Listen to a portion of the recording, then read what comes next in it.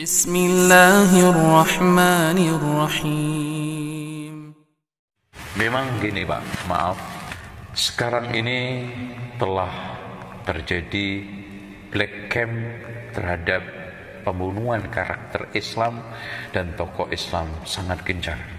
Sejak munculnya isu teroris, itu sebetulnya targetnya adalah ingin membunuh karakter Islam dan tokoh Islam. Walaupun kita sama sekali tidak pernah tersetuju terhadap cara-cara teror, jihad mengatasnamakan teror, apalagi dikaitkan dengan ayat dan hadis yang mengupas tentang masalah jihad. Enggak ada.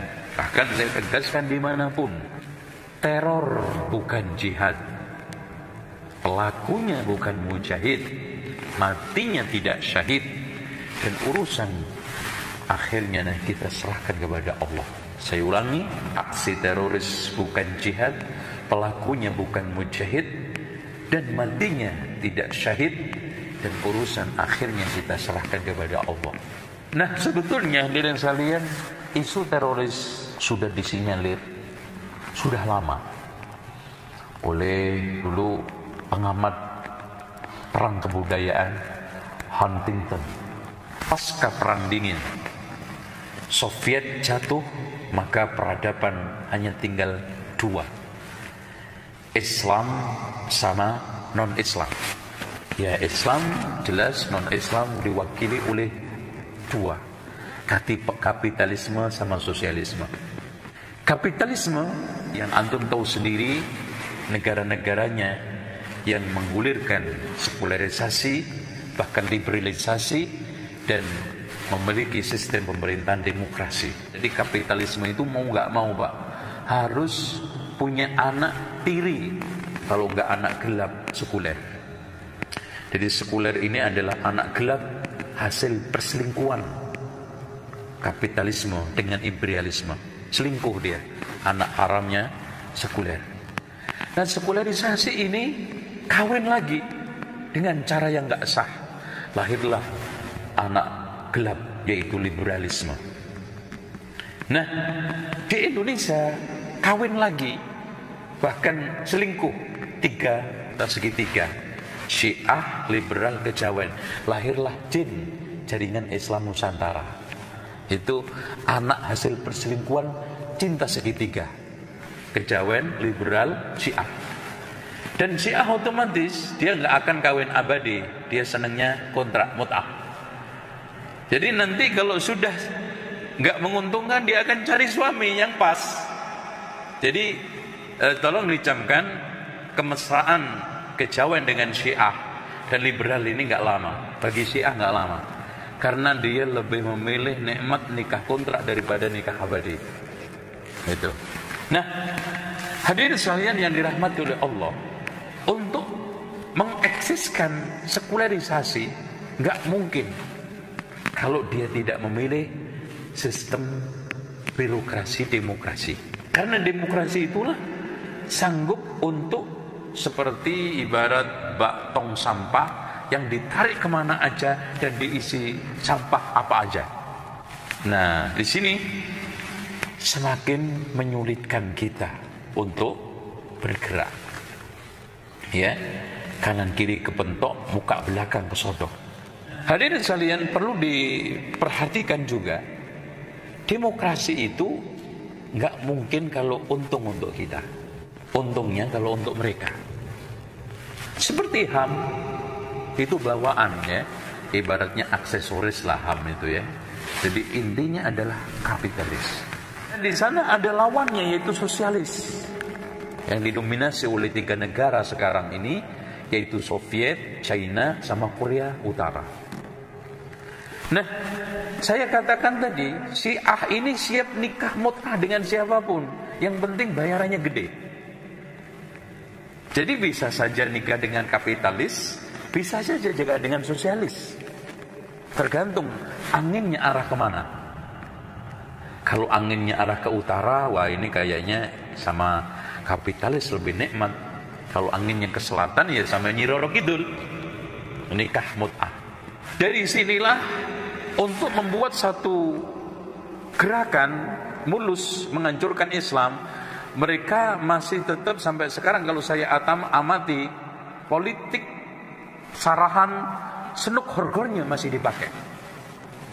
Perlu diketahui Pak, sampai hari ini teori senuk horgornya masih dipakai.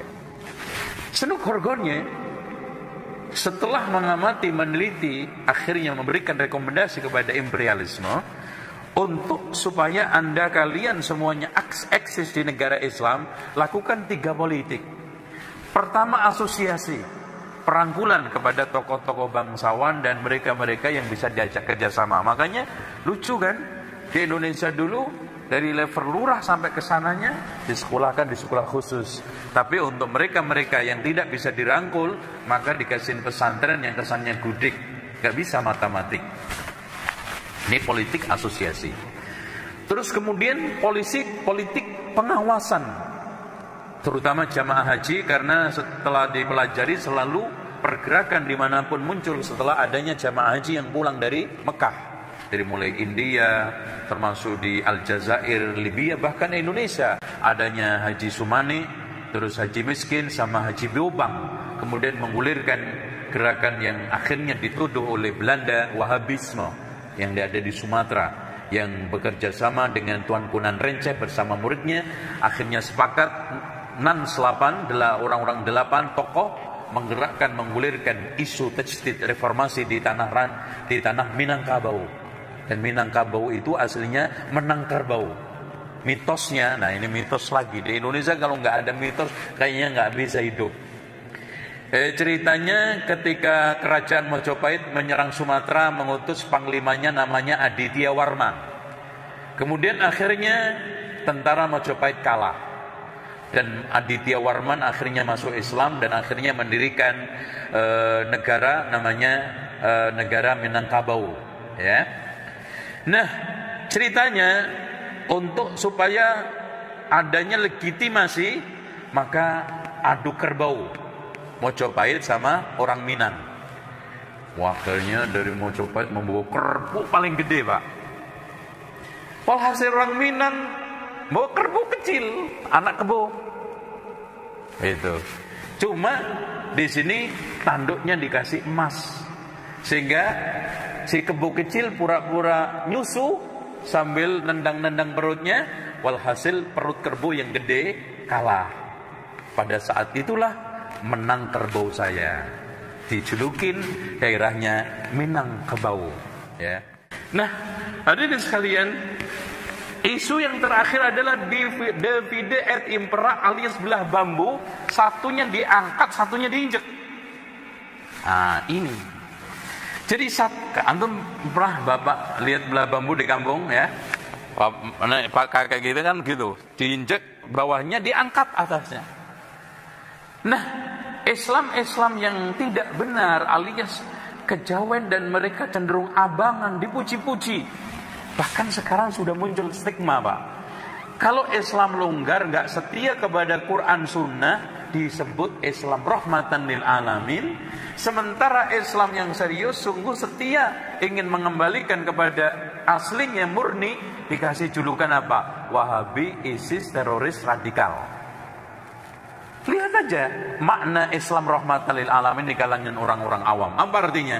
Ketika kita tegur, Bu, kok jilbabannya seperti ini, Bu? Wah, gak usah ketat-ketat Pak, gede-gede mah kayak orang Arab. Islam kan rahmatan lil alamin, kan? Gampang banget. Sekarang kita masalah kepemimpinan, udah gak usah muslim kafir lah mempermasalahkan. Islam kan rahmatan lil alamin. Semua dikaji justice Islam rahmatan lil alamin. Jadi bentuk ketidaksetiaan yang di dalam istilah dulu abangan, lawan daripada mutian, dalam bahasa Latinnya Puritan, dikasih justice Islam rahmatan lil alamin. Nah, bangunan Wahabi, ISIS, Khawarij memang ada kemiripan. Apalagi dipelesetkan. Coba aja gini Pak sekarang. Pembunuhan wartawan. Yang katanya dari wartawan ini kan 1-2. Tapi berita yang ada di media beribu lembar berkali-kali ditayangkan. Tapi pembunuhan ribuan orang di Palestina, pembunuhan ribuan orang di Suriah, dan Rohingya. Subhanallah, di media cuma satu kelebat slide, udah. Itu pun dijutkan isunya. Isunya bukan agama, bukan ini, kaitannya hanya sekedar suku, pertentangan antara Bangladesh dengan Burma, itu aja ciut.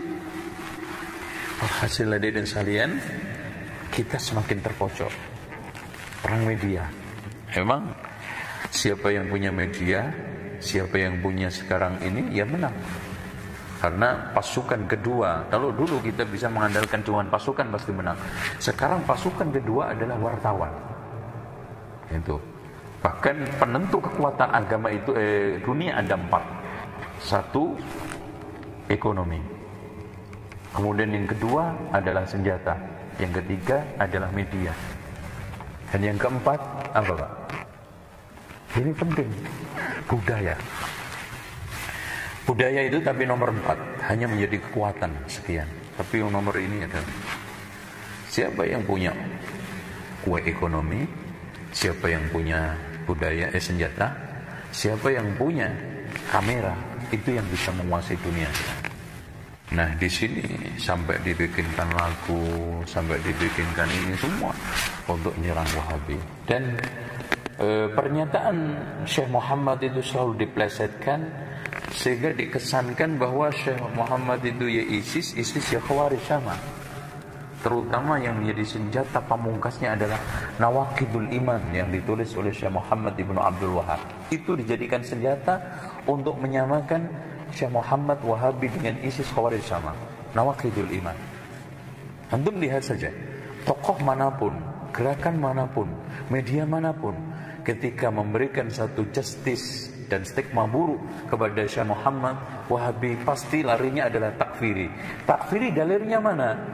Nawaqidul Iman. Dan paling tidak kitab Kasyfus Syubhat ini yang dikatakan mengkafirkan kaum muslimin. Padahal nggak ada kesan satupun. Coba nanti kita baca satu persatu.